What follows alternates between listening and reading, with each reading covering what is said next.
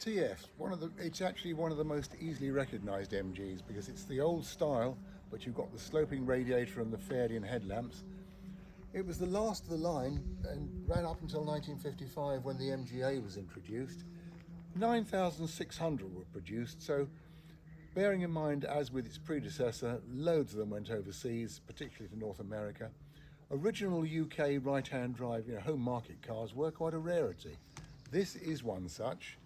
Interestingly though, it did at some point in its life go to the States, where it was for a few years, and came back and was re-registered with its correct registration. It's a locally registered car, and restored some years ago, but in very nice order and runs very well.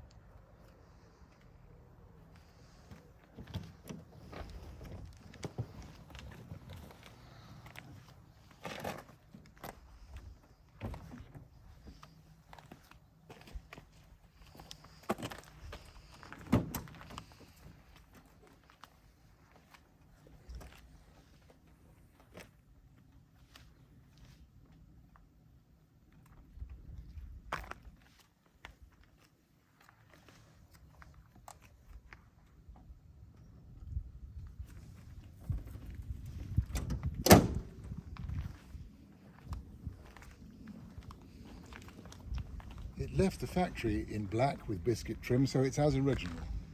The heritage sheet is supplied.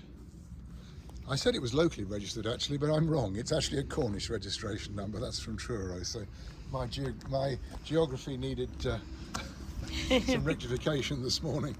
You're in big trouble. Yeah.